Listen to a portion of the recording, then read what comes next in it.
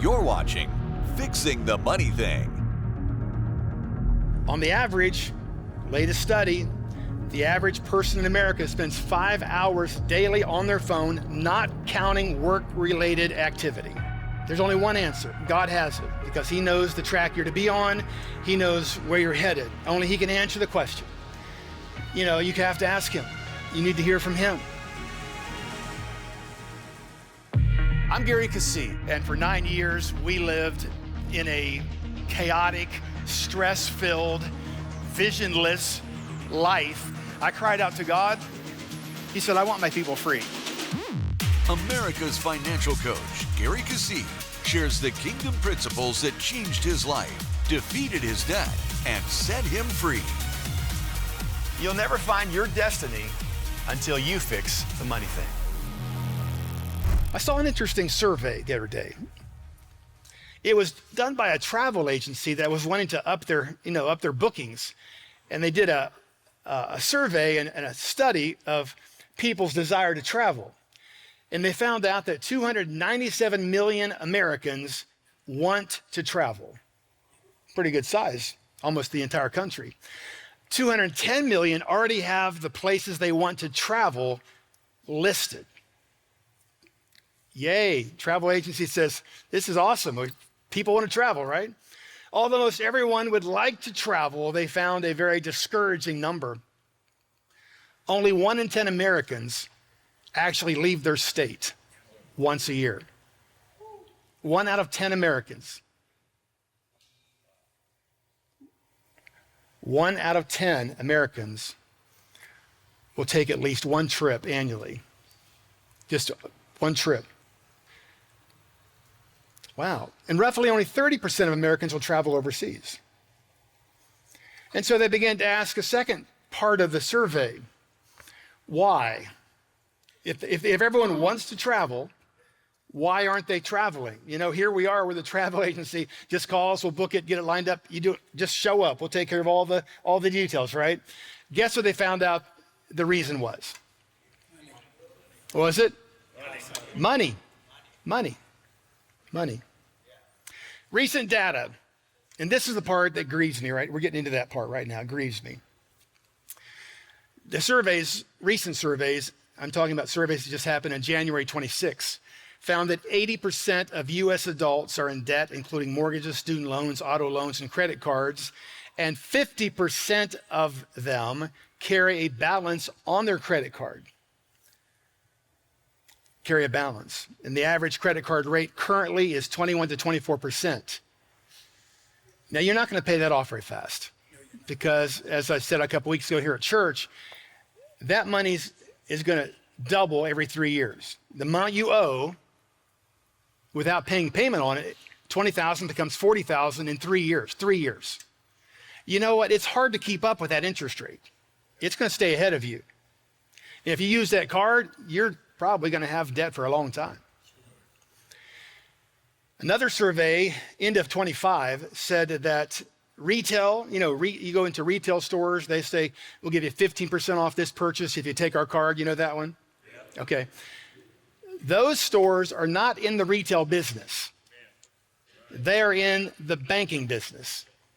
Those cards, if you don't pay it off every month, average 31 to 33% interest rate currently. And at that rate, money doubles every 2 years.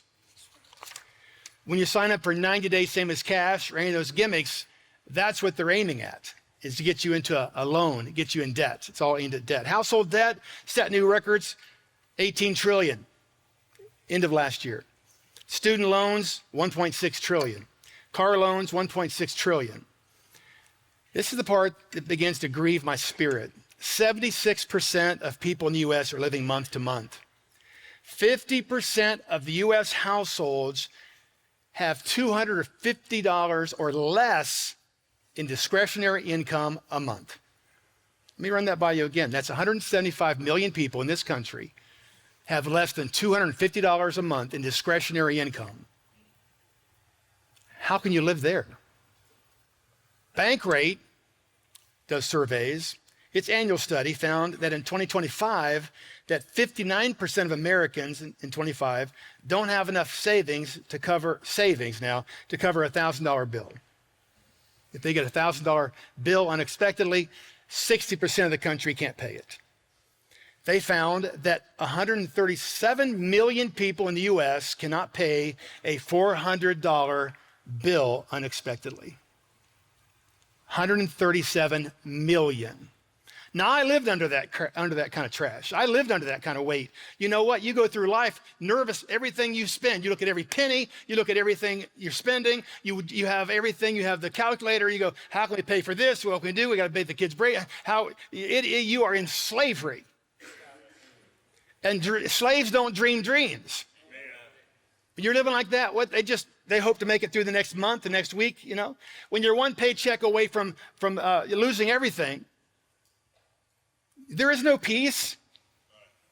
Talk about being anxious. Because of the financial pressure people live in the United States, 71 to 82% of the families in America are dual income families. Excuse me, who's raising our kids? I'm not saying it's a woman's job. I'm saying if the parents are missing, who's raising them, right? What kind of dream are you going to have living that close to the edge? The only dream you can have. It's just survival. It's survival. Friend, this grieves me. I'm grieved by this. It's horrible. Slaves don't dream big dreams. Slaves don't think big. So life for most people is like the hamster on the proverbial hamster wheel. They run real fast, real hard, they sweat, they get off, and guess what? They're in the same place they were when they started. They never get ahead. Year goes by year goes by year, they don't get ahead. Since people can't see themselves winning, they try to find distractions and escapes. They try to find, pain seeks pleasure. They try to find some pleasure, something that can bring a little distraction to the hopelessness when they look at the bill drawer and look future that they have. I'm not saying football is a distraction. It's a good distraction. It's good.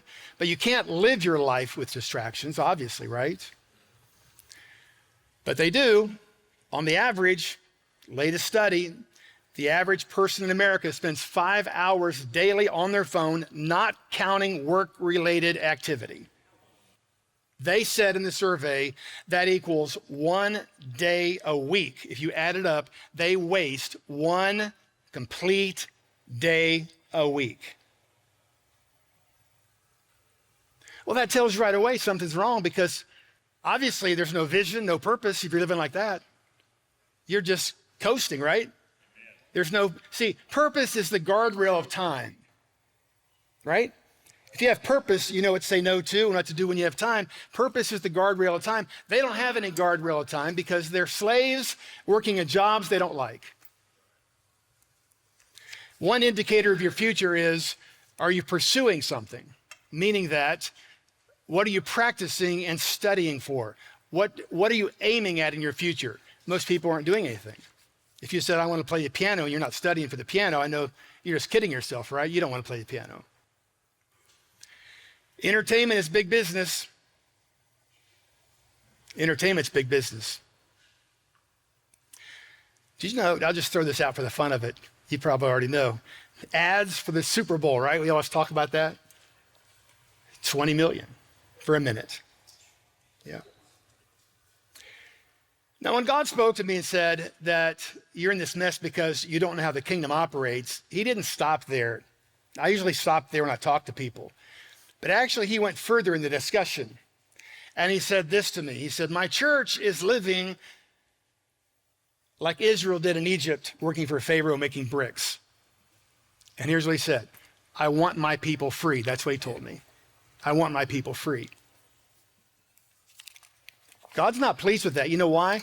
Because Adam was given an assignment to take care of the garden, take care of God's stuff, right?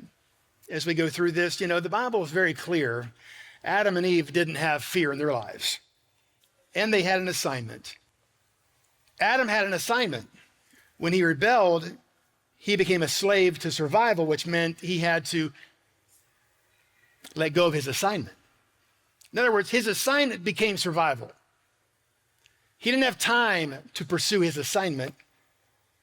He gave that up. His survival depended on it. Now in Moses, for instance, Moses came and asked Pharaoh to let the Israelites go. It says this, but the king of Egypt said, Moses and Aaron, why are you here? Why are you taking the people away from their labor?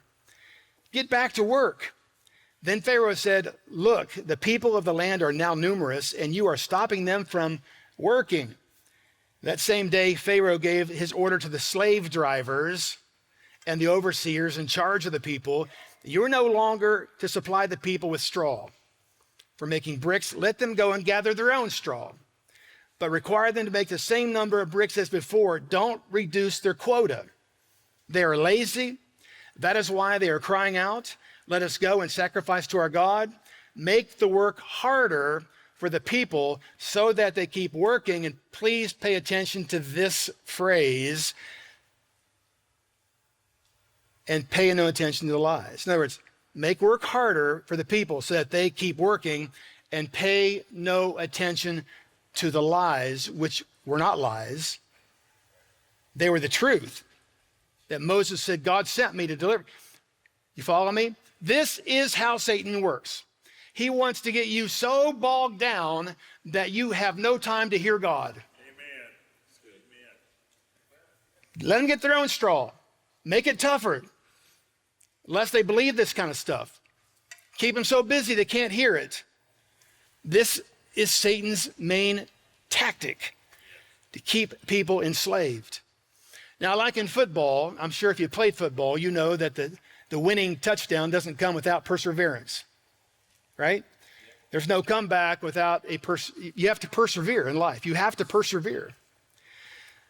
In football, I had something I didn't like doing. Maybe you did. I did not like two-a-days. Anyone else have two-a-day practices in the summer, August? Oh, I dreaded that. Two-a-day. You do practice twice a day in the hot sun, running sprints and all the push-ups and hitting dummies and practice. Dreaded that all summer. I didn't like it. I did like the games though. What you practice shows up in the game, right? Yeah, practice is important. You've got to pay the price to learn your trade. You must be committed. Once God shows you the track, you have to stay on it. Once God says that's where your direction you're going, you got to stay on it. Satan will do everything to distract you, burden you down. And that's why so many people don't know where they belong. They're so clogged up in survival thinking they can't even figure it out. Can't figure it out. You know, God called me to the financial field. You know, if you study my ministry, you know, he called me out of college into the financial field. He called me in Albania to take the kingdom teaching of his financial covenant to the world. You know, if you follow my track, God has always called me to help deliver people from this trap. They have to see it. They need to see it. But I had to pay a price through that. I mean, I wanted to quit a million times, right? I mean, it didn't come easy. I wanted to quit. I didn't like it. I hated it actually at first.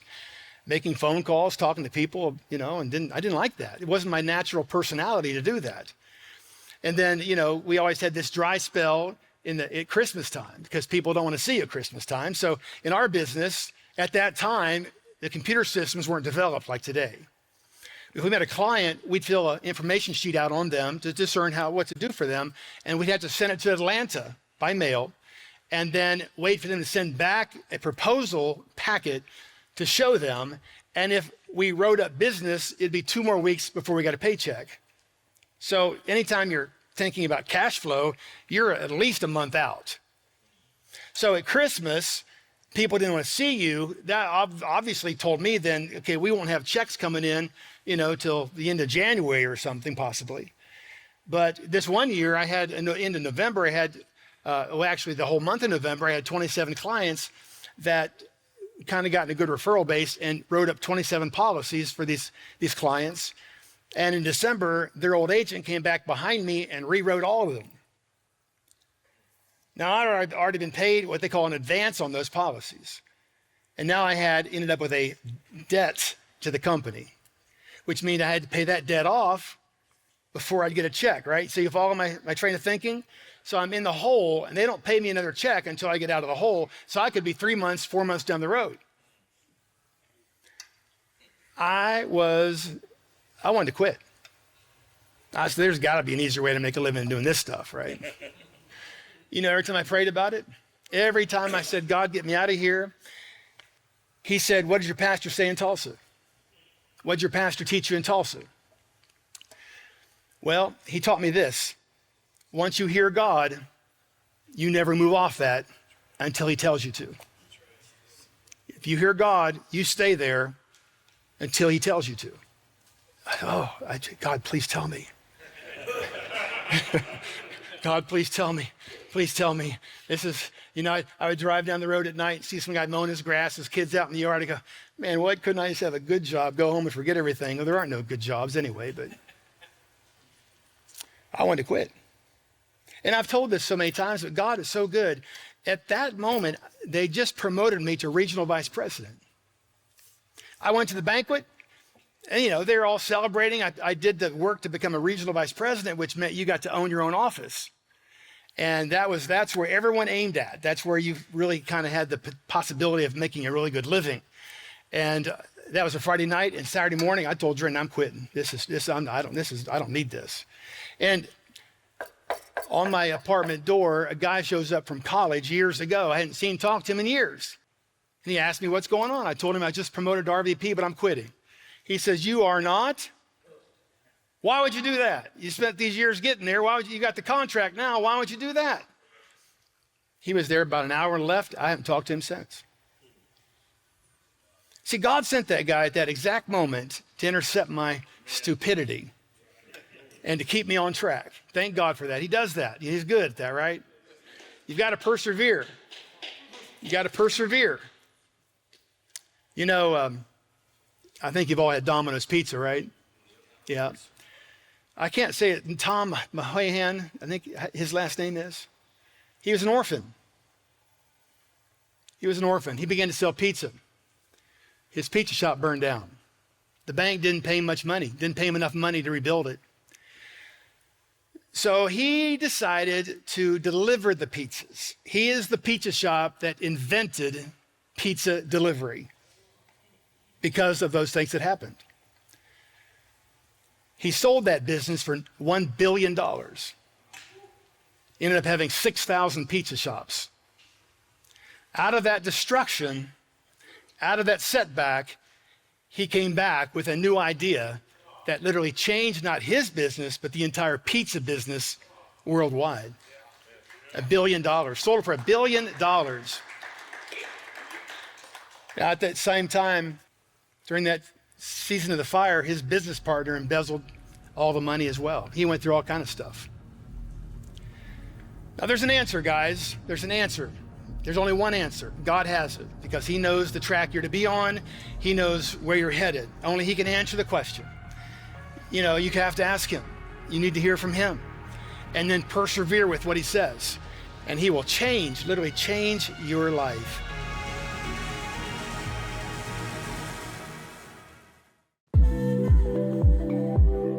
Hi, my name's Gary Keesee, and I think most of you know me as a teacher of God's Word, a minister, and that is true. Been in ministry for 30 some years. What some people don't realize, I've been in business for over 40 years, and we have built a huge business, millions of dollars a year, and people say, how do you do that? Well, that's a good question. You have to know how. And God has helped us learn over the years, and people say, how can I learn what you learned? Well, let me teach you through what I've written. I have 3 books that I consider the essential books to understand business from God's perspective. Occupy, How to Hold Territory, Administrate Your Future. I always say, you're not trying to become prosperous, you already are. You say, well, brother, it sure doesn't look like it to me. You're looking at the wrong thing then, aren't you? The enemy loves to draw you out of your grace. That's called false responsibility. He wants to drag you into false responsibility that you have no grace for, no empowerment by God for, and you're trying to solve all their problems when you step out of your position. Listen, God promotes based on character, not giftings. Unfinished business, what dreams have you let go of? What do you want to see happen and you don't know how to do it? Unfinished business. Don't have regret. Finish the business. It's about going someplace that you should have already been to, but you have hesitated. Your no training said you could not afford it, or you did not know how to do it, or various other reasons you used to talk yourself into being ordinary and average. Most people live in self-inflicted prison walls of mediocrity. So my word to you, why not you? And number 3, anyone can create wealth. Open for business. Business is the way you can create an unlimited cash flow. Business is the answer. Open for Business talks about how you can move from poverty to having provision through owning and operating your own business. You were born to create. That's just how we're made. But something happens in life, creativity gets beat out of you. But no, not now. In God's kingdom, you are a master creator because the Holy Spirit is helping you. And you'll be open for business, creating as much money as you need with God's power, the kingdom of God, and your own creativity. I always say your greatest revenge is success. Your greatest revenge is success. These are available on the website. They're on the screen. You'll see that. But these are the 3 books I recommend for anyone who is interested in business. Thank you. I started the business after desiring to have products for wavy hair. But at the time, I wasn't making the products to sell. I just was passionate about black hair. And so I started giving my friends recipes on how to mix their own products. And one day a friend of mine came to me and said, why don't you do that work? Make the products and sell to us. And so I started making natural products. I started praying, what do I call the business? And what I heard was Uhuru. Uhuru is a Swahili name that means freedom. I just said, yeah, I'll call it Uhuru Naturals. God said that the reason he told me to call it Uhuru, freedom, is because he would give us financial freedom through the business. So that really blessed me. But the biggest thing that happened is at the women's conference, because I would say we made $350. We paid $150 for the table, and $200 we felt like we needed to sow it as first fruit. And so we went to Pastor Gary. He prayed over the seed. We told him we want a business. What really took us to the next level, early in 2017, after we sold some products, started to grow a little bit, one of her suppliers called from California. He was an ostrich farmer, and he was wanting to sell his ostrich oil company, and he wanted to know if we wanted to buy it. But we'd already promised each other we would not take a loan out for anything, and he wanted $40,000, and he didn't want to finance it. Something told me that it could be done. I didn't know how, but I knew it could be done. So I approached Brad with a positive attitude that we can do this. So I said, okay, let's go to California. He said, let's get tickets, because he wanted us to go and see the company. I guess the closer we got to the ostrich farm, the more nervous I got, because I'm asking the Lord, now, what do I tell this guy about how we're going to purchase this ostrich oil company when I had the money for the plane ticket, but I didn't have the money to buy the company. They showed us around, and then they told us that they had another buyer. So the circumstances weren't lining up with, with us purchasing this ostrich oil company. Before I left, he said, I am the president of the American Ostrich Oil Association, and I need an IT person. I told him I worked in IT, and he said, I need someone to work my webinar. Would you meet me in Dallas? So I said, sure. He said he would pay for the flight, he would take care of everything.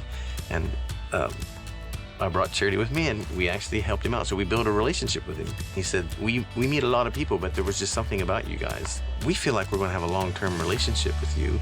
And we're going to tell those other people we found a buyer and that it's no longer for sale to them. He was willing to sell it to us. And then he asked me, how soon do you think you can get me the money? And I was like, very nervous again. And I turned to Charity. She says, just tell him a couple weeks. And so I said, well, we think we can come up with the money in a couple weeks. Before we knew it, the couple accepted to take payments for the business, and they sold us the ostrich oil company. We paid it off actually last year. By November, the sales had really started picking up. I sell on Etsy, eBay, Amazon, and our own website. We made it a priority to pay off the Johnny Go because we wanted the Lord to take care of our business. We wanted to take care of his business first so that he can help us with our own businesses. And so this year, 1 year later, we were able to finish the goal that was meant, we had thought would pay it off in 3 years, but we Yes, just we got did it in done. half the time. It has to be supernatural because we're in a small suburb in central Ohio and we're selling ostrich oil and shea powder all over the world. We are speechless. Yeah. We remember a scripture in the Bible in the Old Testament that says we are like those who dreamed a dream, yeah. and we certainly are like those who dreamed a dream. We went from a shoe rack and a bucket of shea butter and launching our business in the women's conference at Faith Life Church Yeah. to paying off our journey in Yeah. half the time. And only God could do that. Only God. We're just in awe of what he Yeah. can do. It's not like we had all the money first. I mean, it's easy to set a goal when you already have the money.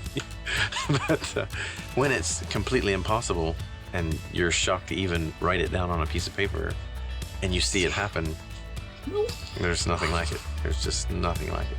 I just pinch myself. Is it a dream? Am I gonna wake up and it's a dream? You're like those who dream the dream. Yeah. Then find out it's not a dream. I mean, really, if it can happen for me, it can happen for anyone. Hi, I'm Gary Keesee, and I want to invite you to this year's Provision Conference, April 23rd through the 25th. It's not just a conference, but an experience with the kingdom, and that changes everything. Fantastic speakers teaching you how to advance in 2026. I look forward to seeing you at this year's Provision Conference.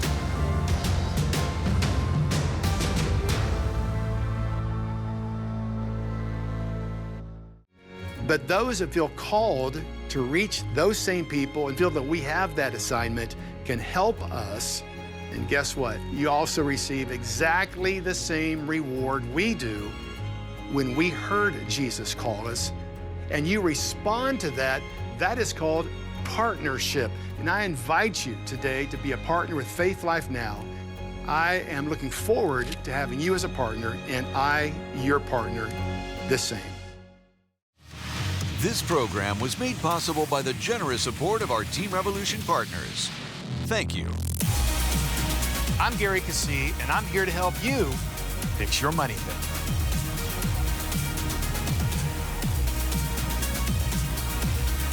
Fixing the Money Thing is part of the global outreach ministry of Faith Life Now.